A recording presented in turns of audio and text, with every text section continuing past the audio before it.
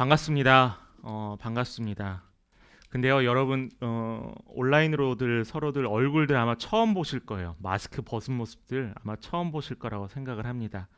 우리 함께 예배드림이 기쁨이 되시길 바라고 오늘 귀한 예배의 전되기를 간절히 축원합니다. 여러분, 음악회 혹시 좋아하시나요? 음악회? 저는 음악과 미술에 대해서는 약간 약점을 좀 가지고 있어요.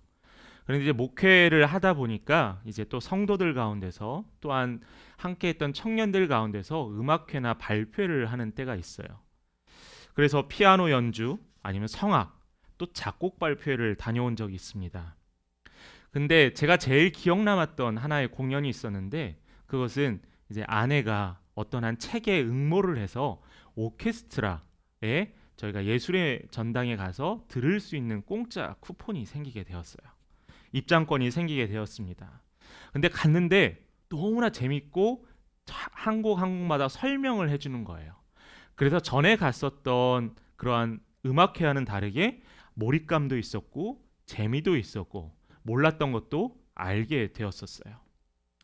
이제 사람들이 다 집중했습니다. 아이들도 많았었는데 그 음악회에 다 집중을 했었는데 어느 순간에 이제 곡이 끝나게 되었어요. 곡이 끝나면 항상 하는 게 있죠. 바로 앙코르 공연입니다. 앙코르 한 곡을 하고요. 두 곡을 했어요. 그랬더니 사람이 더 큰 환호성으로 박수를 치면서 기다리는 거예요. 그러면서 앙코르 세 곡은 나오겠지라고 했습니다.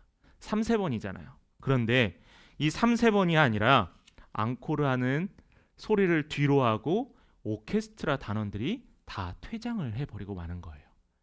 그래도 사람들은 기대하는 마음에 계속 박수를 치고 사람들을 환호했습니다. 오케스트라를 환호했어요. 그런데 시간이 지나도 더 이상 앙코르 곡이 없었습니다. 집에 돌아가면서 내가 처음으로 앙코르를 하고 더 잊고 싶었던 그 공연에 왜 이 지휘자는 더 이상 하지 않았을까? 왜 이 오케스트라는 더 이상 곡을 준비하지 않았을까? 궁금증이 들기 시작했어요. 그런데 그 이후에 한 글을 통해서 알게 되었습니다. 그 글이 어떤 글이었냐면은 바로 아무리 훌륭한 오케스트라일지라도 충분한 연습이 있기 전에는 그 곡을 연주하지 않는다라는 거예요. 어떻게 보면 상당히 프로페셔널하고 아주 준비된 곡들만 한다는 아주 자부심과 긍지가 있었던 오케스트라나 지휘자의 마음이기도 하죠. 그런데요, 이 오케스트라뿐만 아니라 우리의 신앙과 인생에도 이런 준비가 필요합니다. 우리도 이 오케스트라가 한 공연을 하기 위해서 한 곡을 더욱 유하게 하기 위해서 많은 연습을 하고 훈련을 하고 또한 맞춰보듯이 우리 신앙과 인생에도 훈련과 연습이 필요하다는 거예요.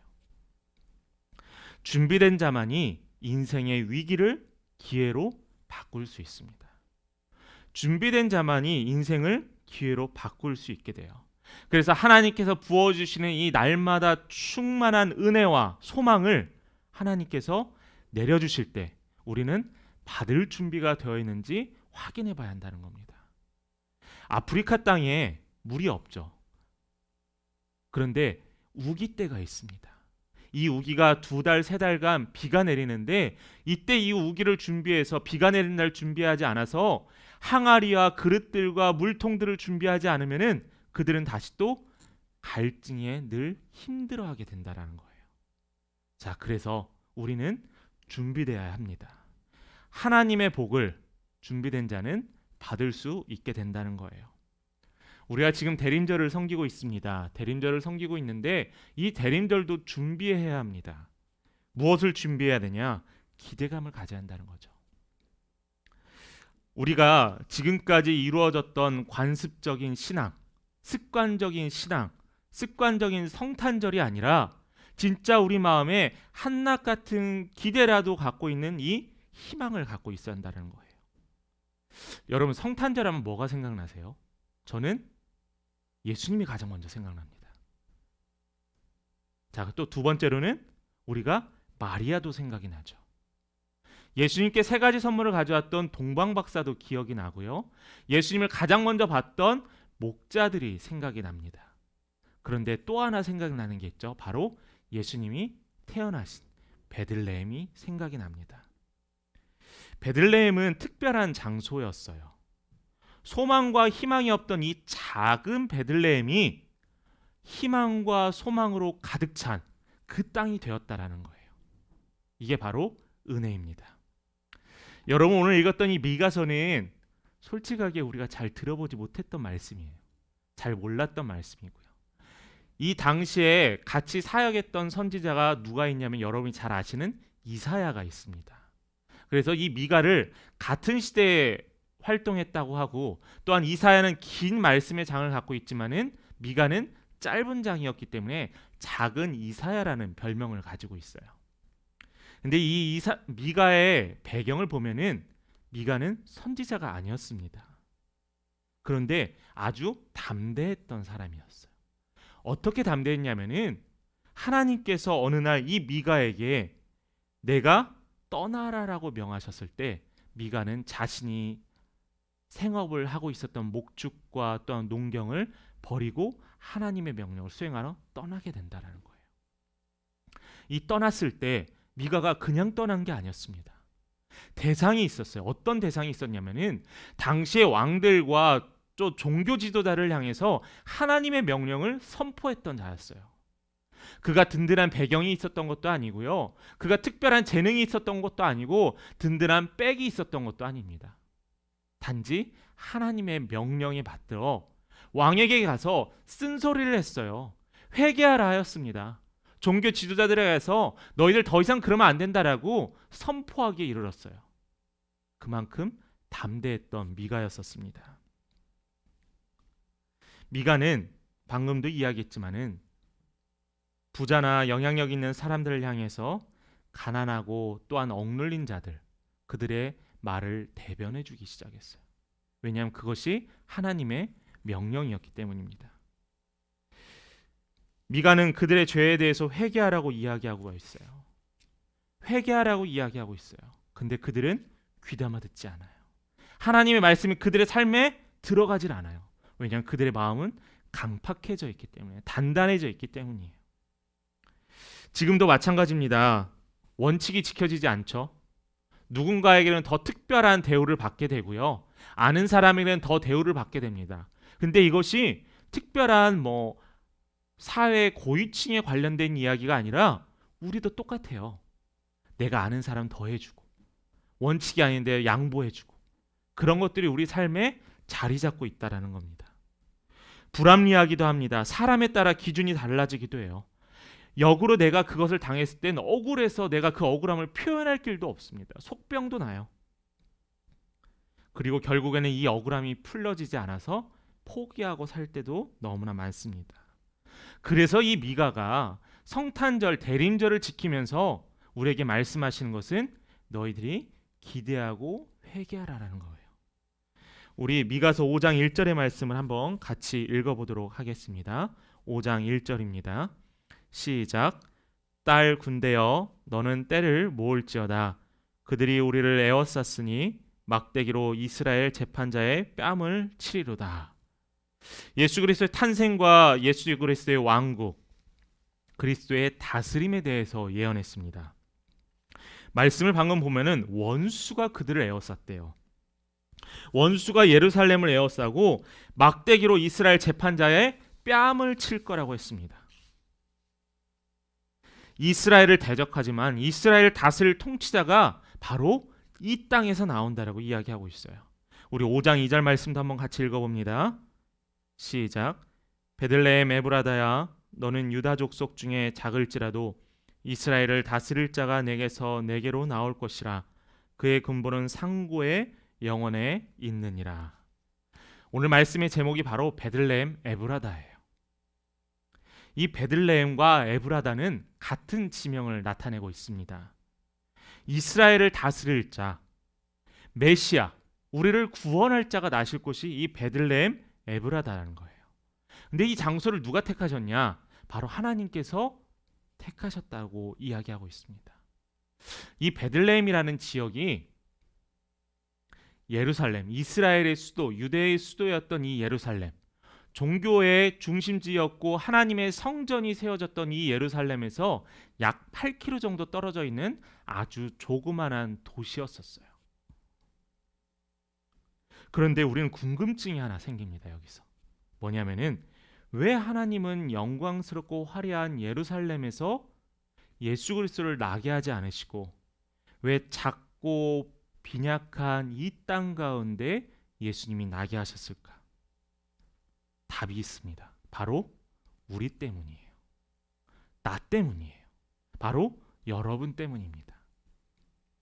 사실상 메시아가 태어날 곳이라고 말하면은 구원자가 태어날 정도의 장소라면은 강력한 장소고 사람들이 저 사람은 저런 정도에서 태어났어야지, 저런 가문에서 태어났어야지, 저런 곳에서 태어났어야지라고 생각할지 모르지만은 그러나 예수님은 하나님은 그렇게 원하지 않으셨다는 거예요.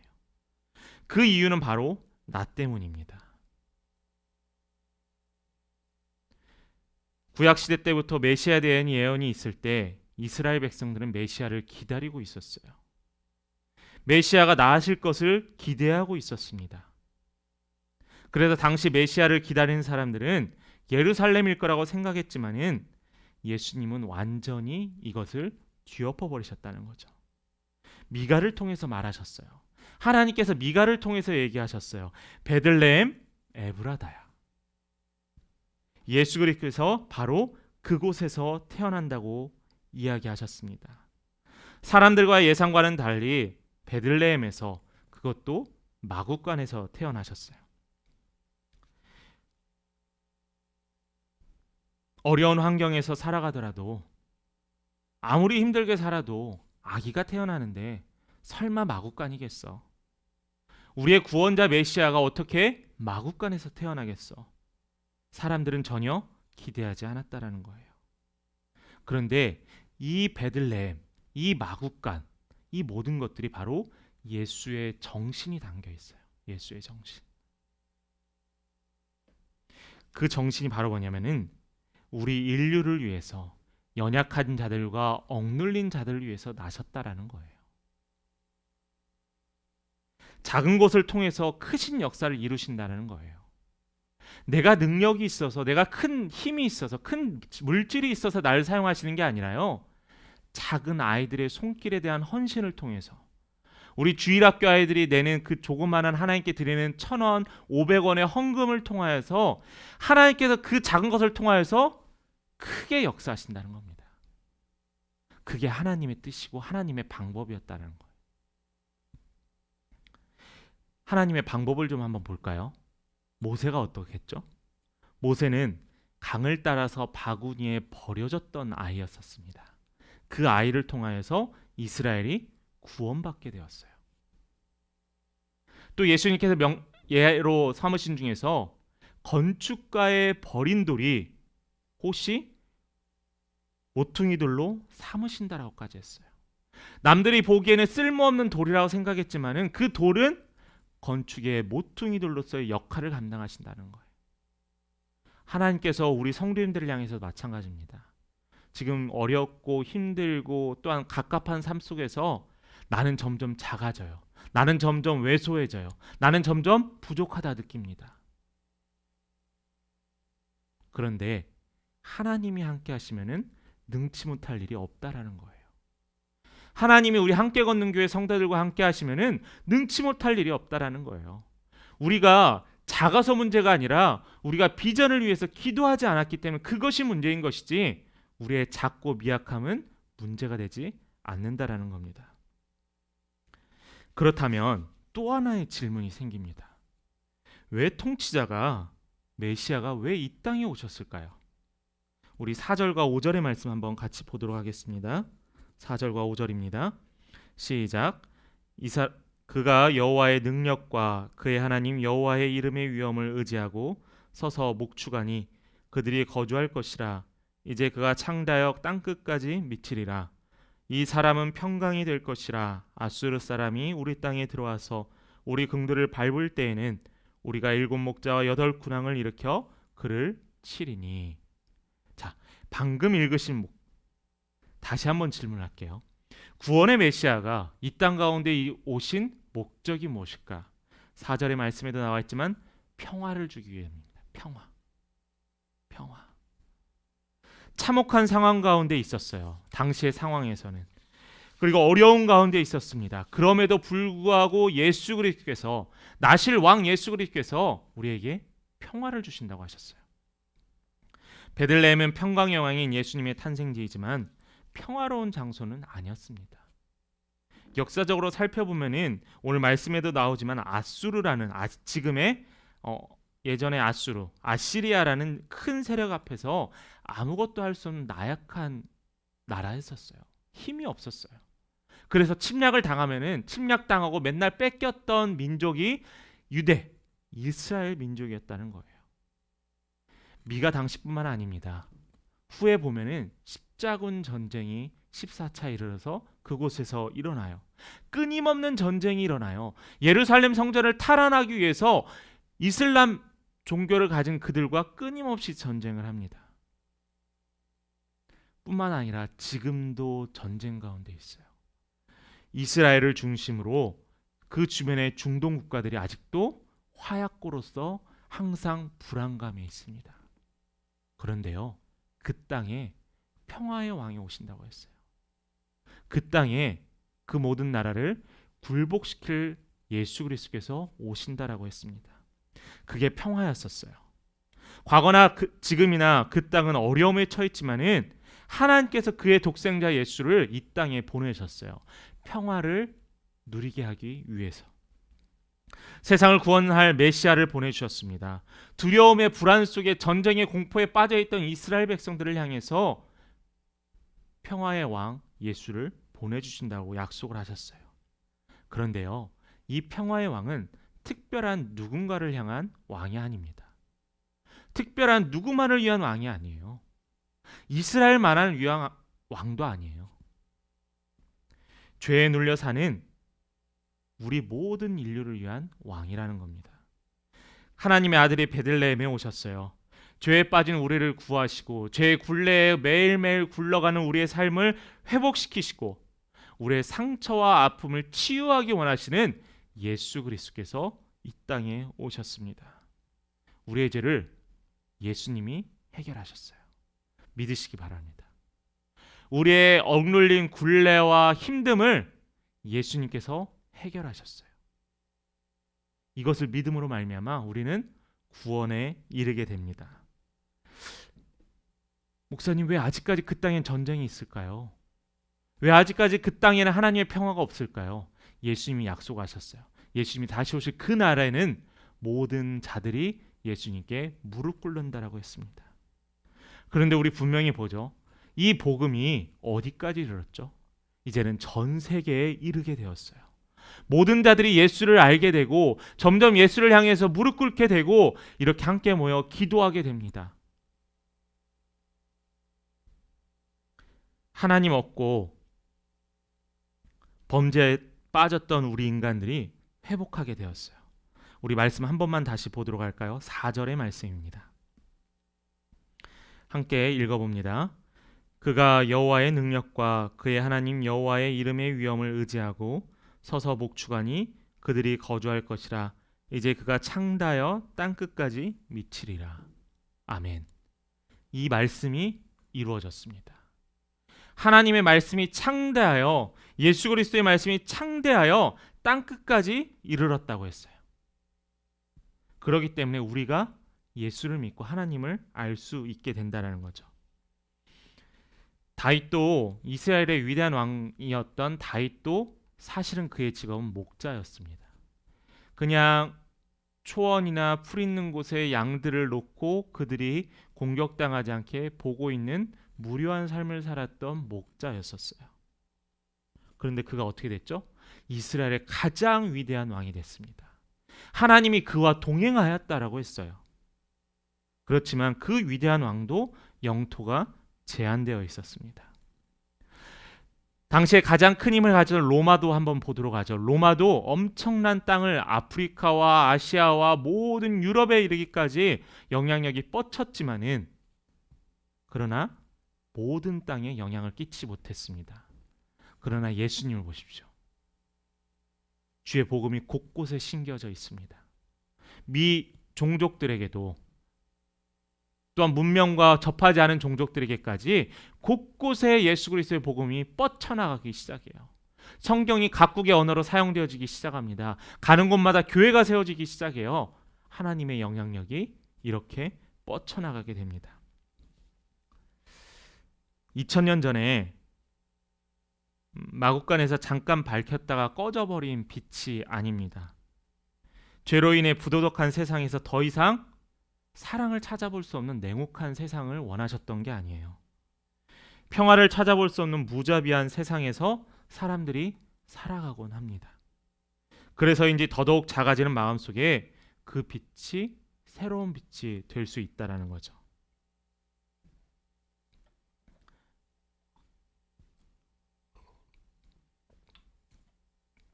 예루살렘에 사는 종교 지도자들을 위한만은 하나님이 아니셨고요.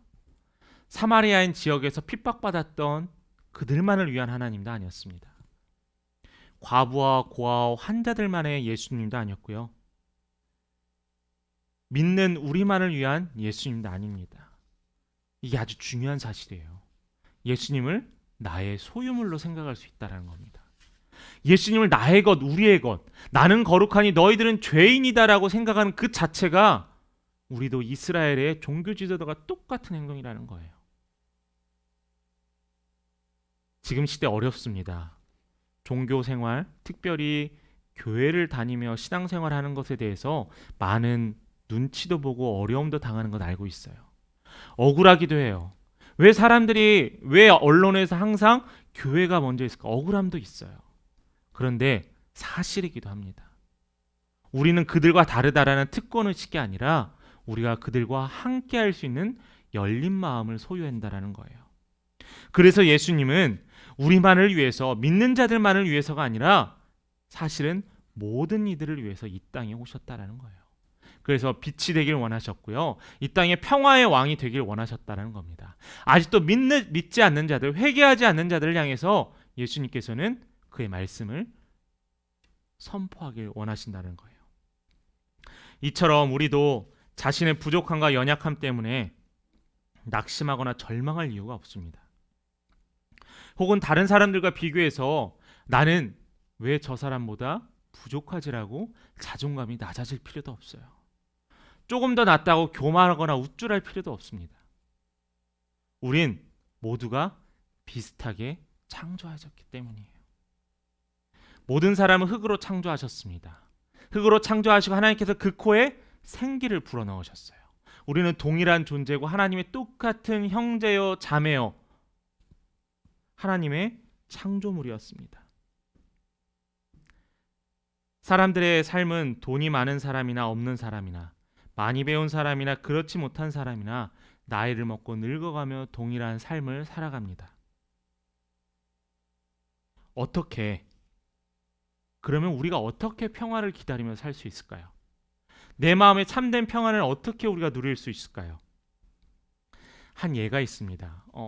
크리스마스 캐럴이라는 책이 있는데 아마 우리 어린 친구들도 다 알고 있는 책일 거예요. 스크루지 영감 있죠? 스크루지 영감이 크리스마스가 오기를 기다리고 있었습니다. 그런데 아무리 기다려도 예수님이 오지 않는 거예요. 추운 겨울날 어느 밤에 어떤 행색이 초라해 보고 가난해 보이는 한 여인이 아기를 업고 스크루지 집 앞에 지나갑니다. 스크루지는 불쌍한 마음이 들어서 그녀를 집에 들여오게 돼요. 그래서 자신의 집에 있던 맛있는 음식들을 그 여인과 아기를 위해서 대접을 합니다. 그리고 보내고 나서 밤이 깊었는데도 예수님이 오시지 않자 기다리는 가운데 잠깐 잠이 들게 되었어요. 근데 그때 예수님이 꿈에 나타나셨어요.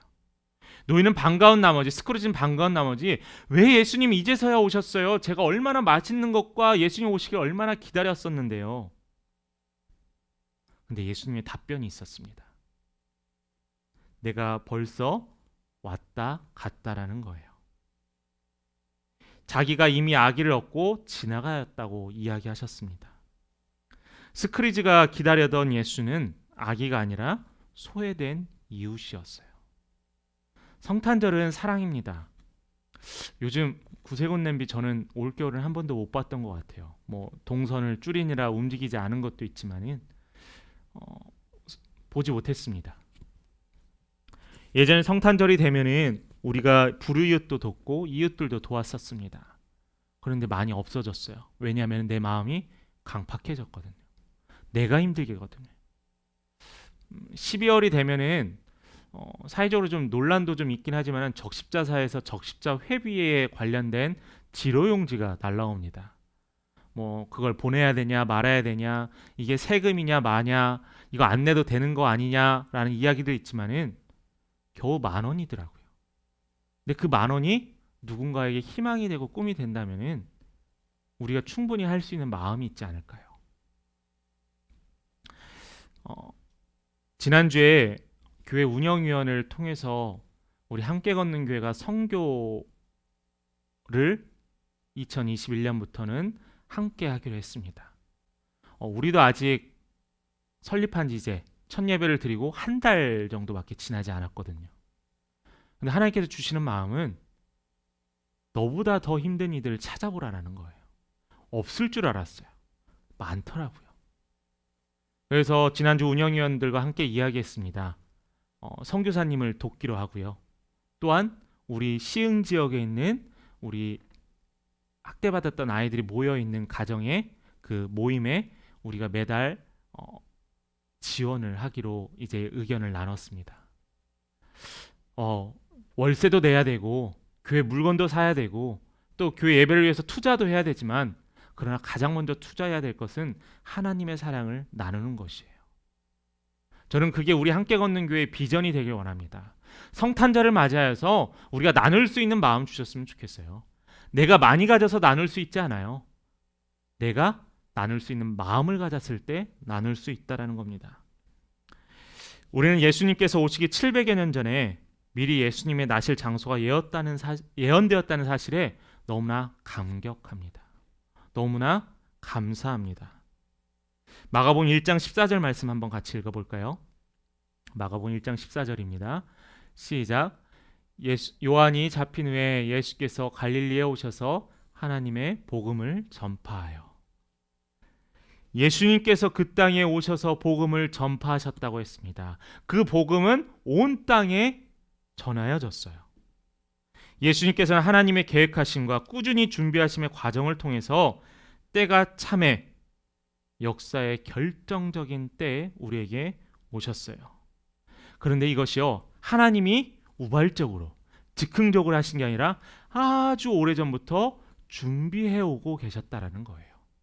이것을 조금 더 확대해 보면은 나를 위해서, 우리 성도님들을 위해서 하나님께서는 오래전부터 준비해 오셨다라는 놀라운 은혜의 고백이어야 한다는 겁니다. 부족한 나를 위해서. 내 마음에 평안이 없는데도 불구하고 하나님께서 평화의 왕인 예수를 보내주셨어요. 그렇기 때문에 우리는 우리 주위에 일어나는 모든 일들이 우연이라는 게 없습니다. 하나님의 참여하심과 계획하심으로 우리의 모든 것이 이루어지고 있다라는 거죠. 말씀을 마칩니다. 예수님께서 우리를 위해 오셨습니다. 믿으십니까? 낮고 낮은 마국간에 우리를 찾으러 오셨어요. 그래서 베들레헴 에브라다는 더 이상 작은 곳이 아닙니다. 그 땅은 예수님이 오시는 땅이고 예수님의 거룩한 땅, 영광스러운 땅이 되었습니다. 오늘날 베들레헴은 그냥 이스라엘의 한 지역, 예수님이 나셨던 지역에서 머무르는 곳이 아니라 우리 가정이, 우리 성도님들의 가정이 베들레헴이 되어야 하고 마국간이 되어야 돼요. 낮은 가정, 섬기는 가정, 나누는 가정이 되어야만 합니다. 여러분의 삶이 베들레헴이 되시길 바라요. 여러분의 마음이 베들레헴의 땅이 되어서 주님을 늘 모시는, 또한 우리의 이웃을 돌보는, 낮은 곳에서 돌보는 우리 귀한 성도님 되기를 간절히 축원합니다.